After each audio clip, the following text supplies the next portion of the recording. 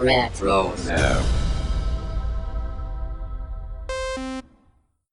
What's up, guys? This is Daniel Logan, Boba Fett from Attack of the Clones, The Clone Wars, Book of Boba, Skywalker Saga game, and hopefully many more things in the Star Wars galaxy. You are listening to Jay and Dennis on Podcast Stardust. Yep, this is the way I've spoken.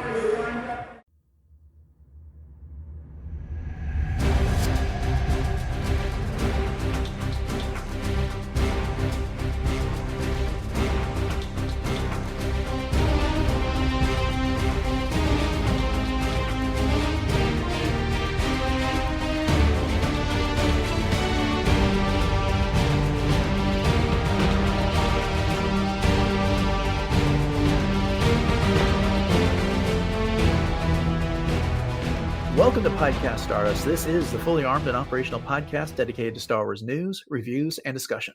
I'm Dennis Keithley. And I'm Jay Krebs.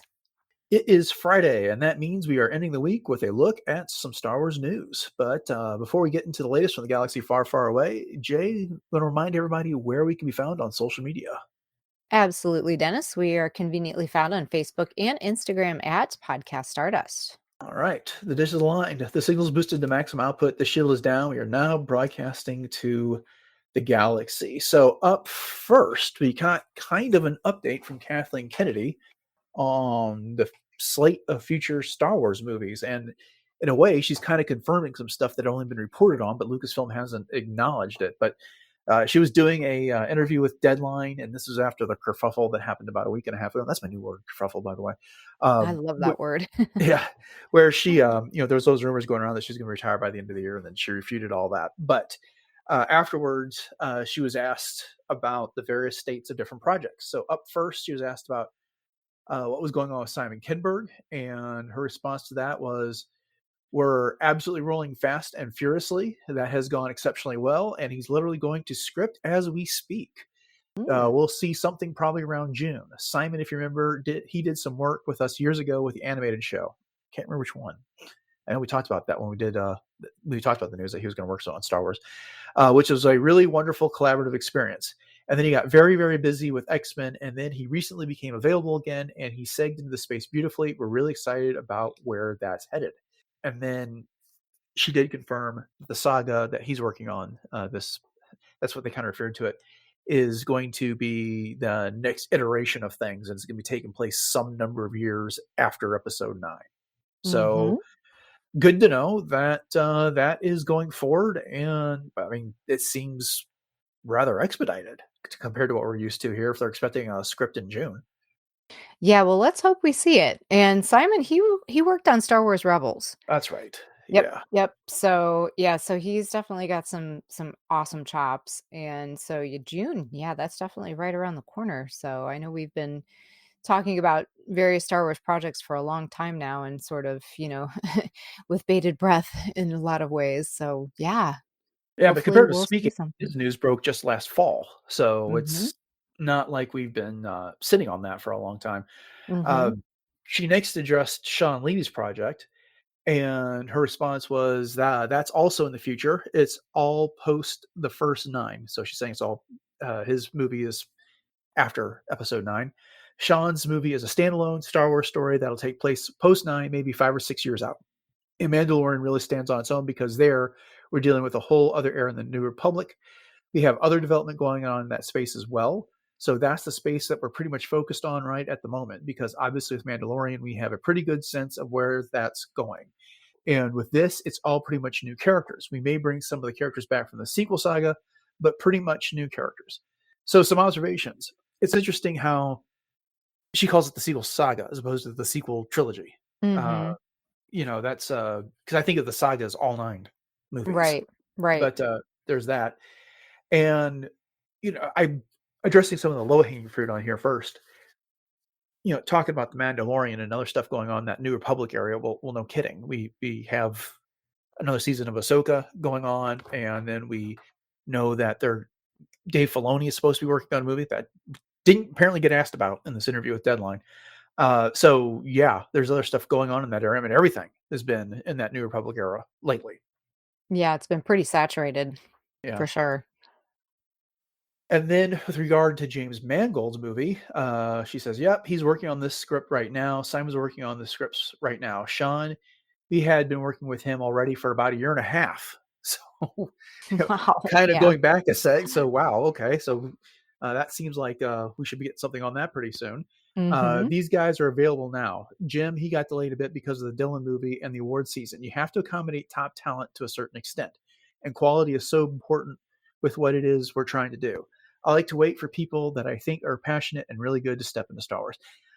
I could have sworn before I sat down to write these notes that I thought I saw her say somewhere that Sean Levy's movie is next after The Mandalorian and Grogu.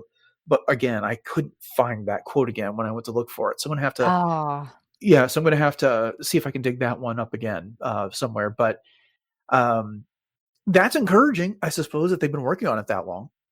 yeah, it really is. And I'm telling you what, it's like we've got the Star Wars movies bingo card. So we'll see. We'll Yep. see which one we end up with first here. Yeah. Yeah. I'm trying not to get too caught in the moment, but between Kinberg and Sean Levy's project and Mangold's, I'm most excited for Sean Levy's just because of everything that happened with Deadpool 3. And Hmm. I mean, that was so good. I just kind of like to see what he's going to bring to the table for Star Wars. Oh, yeah, I totally agree. Although, just pointing out what Kathleen said about Mangold, though, you have to accommodate top talent. Uh-huh. And, just the fact that she's willing to wait, and Lucasfilm was willing to wait on him says a lot. That speaks volumes as far as how much they trust him to produce a quality Star Wars project. Well, and he also did the last Indiana Jones movie. So Mhm. they're used to working with him, and I can see why they would be eager to get him back in. That's someone they know they can work with, even if that Mhm. movie didn't do what they wanted it to do at the box office. But Mhm. frankly, that was going to be hard to do with a 80-year-old Indiana Jones. So yeah, the other thing is that about Sean Levy's movie is that we know Ryan Gosling is rumored to be attached to that one. Yes. So that's the one beyond the new Jedi Order movie. Where Daisy Ridley keeps saying that they're expecting a script. The script should be imminent. Yada yada. And we'll actually get to that in a separate story here in just a second. That's the one that seems to have the most development after the Mandalorian and Grogu. So, It seems to, yeah. That's the one yeah. that keeps popping up in our news quite a bit. Uh-huh. And then the last thing she addressed in this interview was Taika Waititi. And she says, "Well, I keep waiting for Taika, and he is working with another writer now. He's so busy. I love him. I think if we ever do get a script from Taika, it's going to be fantastic. I already saw a first act that I loved, but tying him down is tricky." That is like one of the most diplomatic answers ever. Right. And Yes. going back to her comment about top talent, Taika is a top talent. Mhm. Not absolutely everything he touches turns to gold, and I'm looking at you, Thor: Love and Thunder. But uh, he's done plenty of great projects out there. So I'm still hoping that one comes around. I'm hoping again, it takes itself not too seriously, but a little bit more seriously than something like I said, Thor: Love and Thunder. Right, right. And Taika definitely has his own brand of quirkiness and humor, and I think with at least with Love and Thunder, he took that to a little bit of an extreme. I think it was more for himself than it was for, anything else, and he sort of lost sight of where to draw that line, and yeah, it's a little scary when it comes to Star Wars that could potentially happen, but I'm still here for it. It's funny because Yeah, I could just hear Kathleen Kennedy talking about Taika with a smile on her face, when she says, "He's so busy. I love him." yeah, yeah. Well, she's realistic. I mean, Right. he seems to be a creator that falls in love with a project of the Mhm. moment. And if it really gets off the ground, then he sees it to completion, but then he gets distracted by something else. It, and that's just my observation. I don't have any inside information on that, but that's just the way he strikes me. So, Right, right. well, that's what she had to say about the upcoming slate of Star Wars movies. So we'll see how that all pans out. Again, we've been Mhm. waiting for years. So, I don't Very want to get too patiently. excited, but some of this is more promising than other developments that we've seen recently.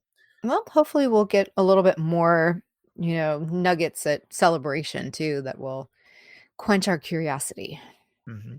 So, speaking of the new Jedi Order movie, Stephen Knight recently did an interview with The Telegraph, and he was kind of talked a bit about, or asked a bit about, I should say, his work on that new Jedi Order movie. And he said, there's a system, and when you engage with it, you know what it is. You do your bit, you turn in your draft or drafts, as I did, and then the system moves on.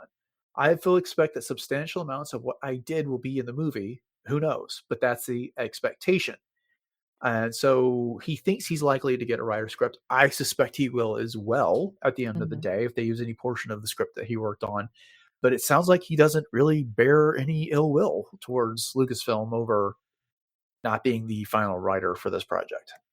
Yeah, which I think is very gracious, but it's also very realistic because as Yeah. we've seen, there's been a lot of incidences of rewrites. I mean, I just, of course, always think of Rogue One when that comes to mind. But I mean, it's like you said, he's being realistic, and that's a good thing. Yeah. Well, and then Damien Lindelhoff and whoever he was working with on that movie to begin with, they haven't been quite as gracious once they left the project. So Right. Very I true. guess things are just better with Steven. He was happy with what he did, and he's going to collect his paycheck and move on. So, Yep. uh, going to skip ahead to a Disney Plus related story before we come back to our last movie related story here for just a second because we're in that mode. And I'm a little confused by this, but Jon Favreau was asked about season 4 of The Mandalorian in an interview he did with MFM TV Inside. And his response was, season 4, yeah, I've written it already. We have to know where we are going to tell a fully formed story. So we had mapped it out, Dave and I, and then slowly you just write each episode. So I was writing it during post production because all of it has to feel like a continuation and one full story. So this has been talked about on a lot of news sites as if it's a brand new thing, but I could have sworn he had this interview with this French outlet like a year ago on Right. I know. this. I was thinking, all right, am I having deja vu or is he referring to a season 4 in post-production writing on, from the movie? Yeah, and see, I don't, they didn't wrap production or filming on the movie all that long ago. So Mhm. I don't know he would have had time to write all those scripts recently.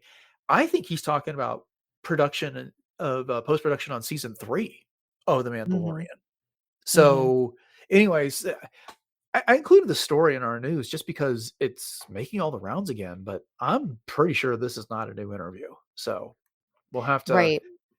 we'll have to keep track of this one and see if there's anything more about it. But yeah. So for what it's worth, we've talked about this in the past. He had said he had season 4 of The Mandalorian written, and Mhm. we that was acknowledged before they even started Mandalorian and Grogu. So I'm just a little confused by this story right Yeah. now.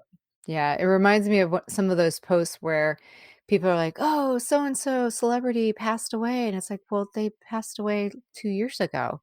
Yep. Yeah. And then people are like, "Oh my gosh, did you hear that so and so passed away?" But yeah, that already happened. So, Uh-huh. not to make light of, people's deaths, but it just reminds me of those types of things happening. So, anyways, I guess the takeaway from this is take this news with a grain of salt, and Right. hopefully we'll get a clarification on this in the near future. So, okay, well, backtracking a little bit to some more movie news, Daniel Logan was talking about his role as Boba Fett and how he was originally supposed to appear in Revenge of the Sith. And this was him speaking at a panel at GalaxyCon Richmond. And to hear him tell it, he said Boba Fett was originally supposed to be the one that killed Mace Windu. And that was the plan up until Samuel Jackson had all that changed because he didn't think that a young Boba Fett really would have been capable of defeating Mace Windu. So that's why they changed it to Emperor Palpatine.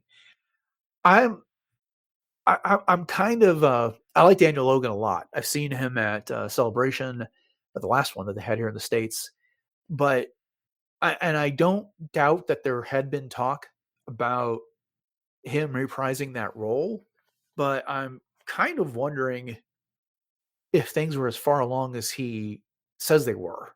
I don't know. What is your take on this story? Well, I agree, and I've met Daniel before as well, and he, the headline on this is that his career was ruined by that decision. I think that was some I sensationalism for the Yeah, writer. Yeah. exactly, Yeah. exactly, and, as far as Daniel himself is concerned, I mean, I'm not gonna say that I know him very well, but just the few times that I've met him, yeah, it's just it seems very, very out there. Yeah, I mean, at Star Wars Celebration Anaheim in 2022, during the Attack of the Clones panel, he talked. I mean, it was a funny story, and if you ever get to hear him Oh, talk about yeah, this, definitely go hilarious. check it out. But he was talking about how when he saw Mace Windu take off Jango's head in the movie, Mhm. everyone in the theater was like, "Whoa!" And he's like, "Yes," because he thought that meant he was getting the armor and he was going to be the one to fight the Jedi and Revenge of the Sith. And so, it sounds like he was going to have some sort of an opportunity to appear and have an impact in that movie, but it got changed at the last minute or somewhere along the process. And he said he'd kind of been standing by. It was kind of funny where he said, at least Samuel Jackson could have done was help him get a job in the MCU if he was going to get him Yeah, removed from Star Wars. I But did chuckle at that. yeah. And did it have a negative impact on his career? Quite possibly. I'm not sure that it ruined his career, but if you are on hold for what you believe to be as a major role and what was going to be a blockbuster, and then suddenly you don't have that, sure, that could have an Mhm, impact on your career. I can see why he would think that way, feel that way. mhm, mhm. Yeah, So absolutely. yeah. So anyway, again, just to sum up, if you get to see Daniel Logan at a convention near you, go check it out. He's got a lot of fun Oh, Star yeah. Wars stories, especially from doing the work on Attack of the Clones. And if he's got any other actors from that movie with him, it's even better. They all have quite a lot of camaraderie between them, and it's like watching a little family reunion when they all get together. So It's true. yeah. All right, one last story, and this is an update on Star Wars Celebration Japan. We've been talking about that a bit. We covered the art show recently, and we've been talking a bit more about things. I think tickets are pretty much sold out at this point. So if you don't have them already, you're going to have to go through the resale market to get those. But they recently announced that the Lightspeed Lane and panel reservations will be opening for Celebration. So first, Lightspeed Lane. This is a way to bypass the lane for the Star Wars Celebration store. And your reservations for that will be opening on March 13th at 4 p.m. Pacific time. So that would be 6 Central, 7 Eastern. I have had no luck with that in the past. Have you ever been able to use that, Jay? No, I really haven't. And the thing of it is that if I wanted something, I've either had to stand in line, at the old type of queue, Uh huh. or, we tried it, I think in 2019, and it was a fiasco. Yeah, yeah. I could not get the light speed lane to work at all, and they didn't offer it in advance like this back then. You Mhm. basically the day of you tried to enter the queue. Right, it was Um, like 6 o'clock in the morning or whatever. right, and I never could get a spot in, and then by the time I could get to the store when there wasn't much of a line, the best stuff was all sold out. That Right. being said, they turned around and made a whole lot of it available again online for Mhm. Celebration, and yes, and so I know the exclusive, quote unquote, exclusive merch, I should say, is one of the big draws for a lot of people that go to Celebration. But at this point, I'll go in and see what's there after the rush dies down, and then I'll just wait for the online sale afterwards. Mhm. Now that's Mhm. going to bite me at some point because they'll stop doing it. The one time I decide, I settle on that. But at any rate, to your point, if you want to go to that store, make sure you get something. You got to get in that line, and you could be committing a huge portion of your day to doing so. And I would just as soon be hanging out at the Celebration Live stage, or going to the panels, or walking the convention floor, um, Mhm. doing, meeting one of the celebrity guests that's there. Spending time waiting in line is just not for me on that. I agree. And sometimes, I mean, some of the merch is, and not to take away from the quality or the selection or anything like that, but sometimes I feel like it's a lot more fun just to see what the vendors have. And Yes. yes, I mean, if you want to get something that says celebration on it and you want something that's very specific to that, then more power to you. But yeah, I mean, there's been some things that have been really cool that I've been, thought to myself, oh wow, I'd really love to have that. But it is so much more fun just to walk the floor and get to see people and experience the whole thing. That's just my personal opinion. Right, and the other thing about that is that a lot of the vendors on the floor have exclusive merchandise for Celebration Yes. as well, and Mhm. so there's a lot of different places to go to get that exclusive merchandise, and whether it's Hallmark with the ornaments or Lego usually has something, and it's you have to be careful about that because what it is that you get the box that's got the exclusive Celebration tag on it, and but that set may be released elsewhere in some other fashion later Mhm. afterwards, and so Mhm. those things can be fun, like, and or they'll have special copies of some of the books at the Del Rey booth, Right. Mhm. or one of the other bookstores that's set up there. So Exactly. I haven't heard of any exclusives yet for Star Wars Celebration Japan, but I haven't also been looking for them since I'm not going. So keep an eye on that. The bigger news to me, though, is the panels. And so typically at Celebration, there's a feature panel each day, and then there's a number of other big panels. But it is those feature panels that typically people in the past used to hang out and camp overnight to get in line for.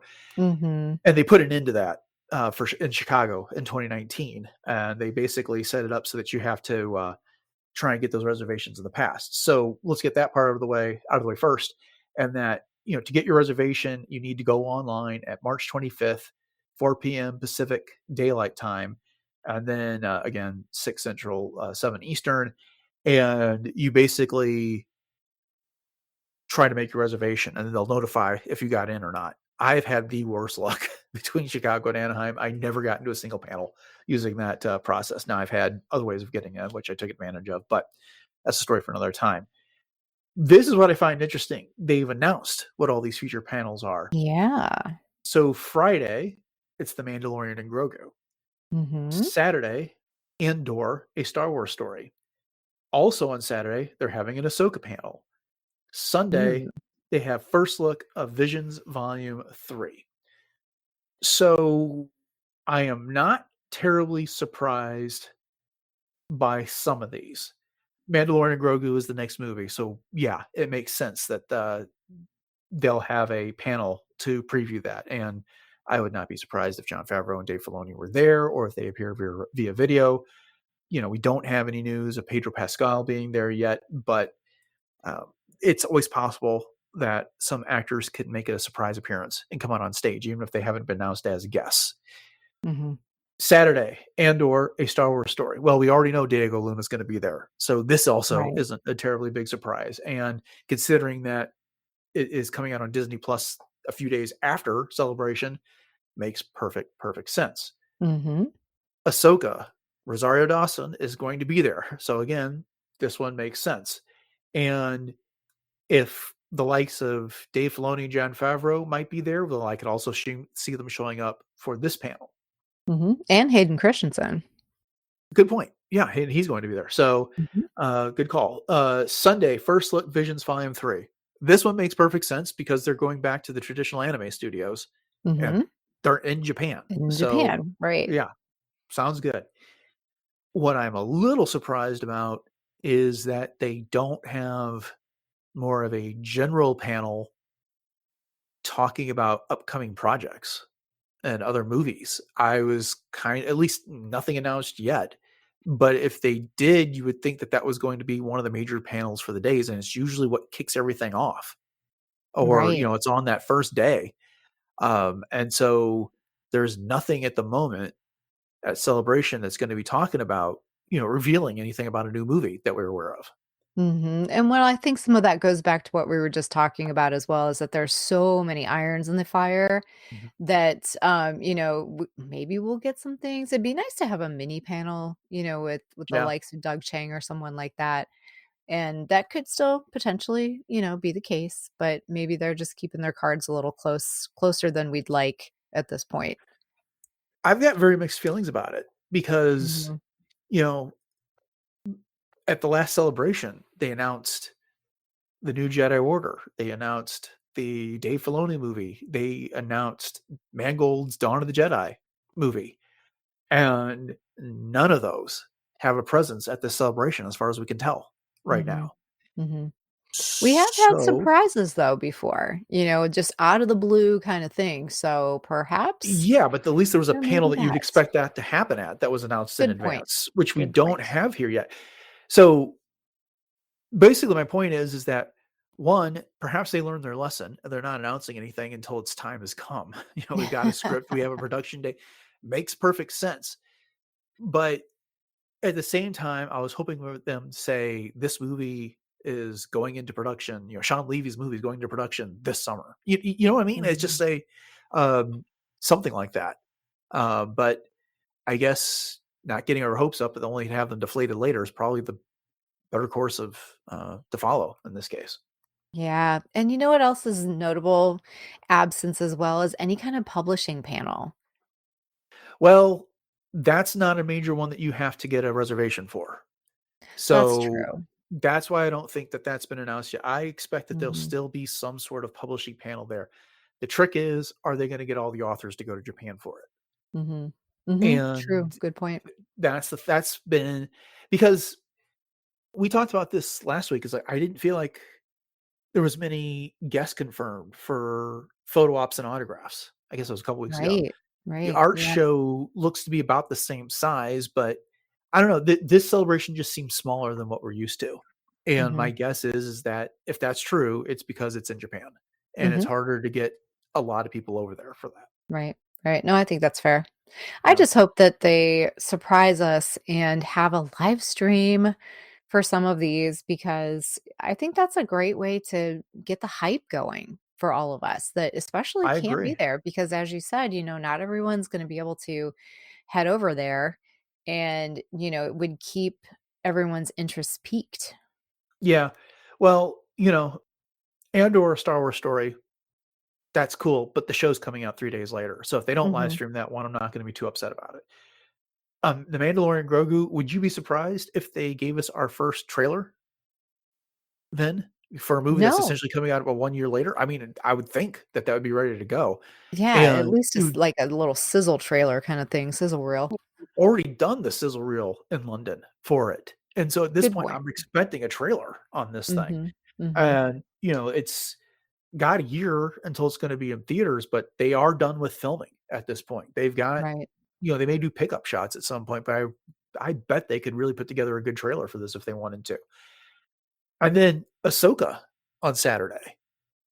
Mhm. We could get a cool announcement on that one about when season 2 is going into production Mhm. on that. And, we just talked about, oh, I can't think of his name. The guy that's replacing, was doing, Oh, Valence Fall. yeah.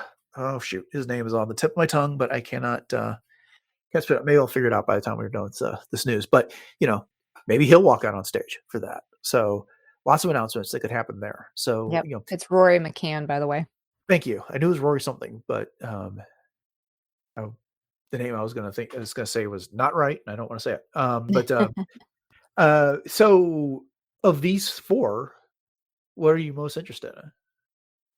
Well, I gotta go with Ahsoka because I'm just so excited to see where this new series, season is gonna go and what they're going to do with the storyline and the new characters and, all of the recast, with Balin Skull. And I'm just so all about that. I mean, all of them are gonna be amazing, Yeah, but I think that's the one that probably piques my interest the most. And then Mandalorian and Grogu, definitely a very close second. If I had to go like 1 and 1A, that would be how I would put them together, but what about you? Mandalorian and Grogu, and I'd be more excited for the Ahsoka panel if I knew, in fact, that they were gonna do what you just said on there. Mhm. But it could Mhm. just as easily be a, retrospective type of a panel with Rosario and Hayden talking about doing season 1. Mhm. And that's what I'm kind of afraid of. And not that that's bad. It would be cool to be in the same room with them and listen to them talk all about that stuff. But, you know, I guess what I'm predicting is that we're going to get more of a retrospective on season 1 and then some sort of a teaser of some sort. Even the show hasn't gone to production, but some artwork or something in the last few minutes would be my guess on that one.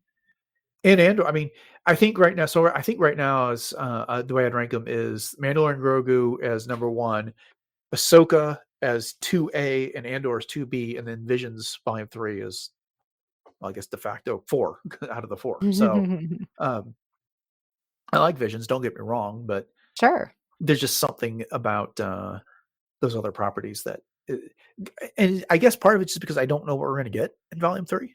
So is it going to be any more of these characters that we already know, or what's going to happen? So Yeah. Well, I think with Visions, it's always a fun get. But I mean, all of these live action shows have really become our bread and butter. And, the movie Mandalorian and Grogu, live action movies. I mean, that's what we're, at least for you and I mean, that's kind of our big thing. I agree.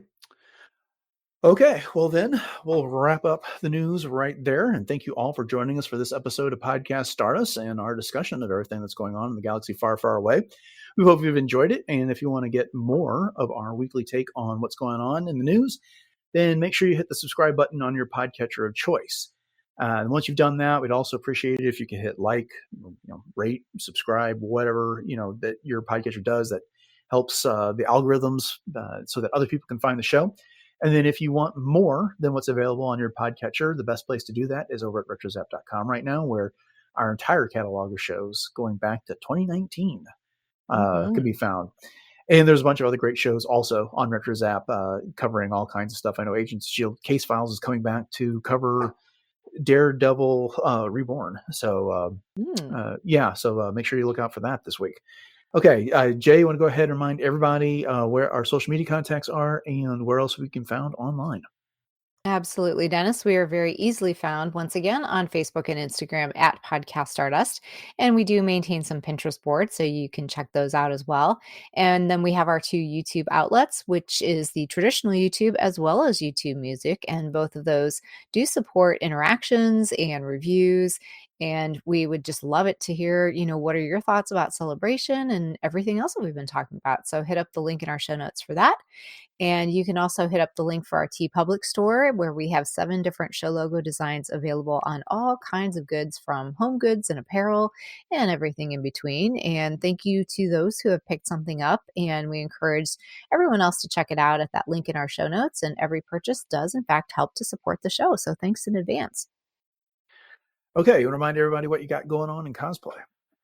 Absolutely. So later this month, I am amping up here to go to Fan Expo Cleveland. And so I'll be posting a lot of things after that and during that. And until then, you can always catch me as Ahsoka, the 4th sister, 2 different versions of Hera, as well as my original concept Mandalorian, and a few other things sprinkled in there as well. And so if you have some time, check it out at j.snips cosplay. Okay, upcoming on the show on Monday, we kicked the week off by looking at another episode of the Clone Wars. And then on Wednesday, we're heading back to Endor. We're going to talk about The Battle for Endor, which is a 1985 movie that's now part of the Star Wars Vintage Collection. So make sure you stick around for that one. It's going to be fun. So with that, thanks for listening to episode 857 of Podcast Stardust, everyone. Have a great weekend. And until next time, may the Force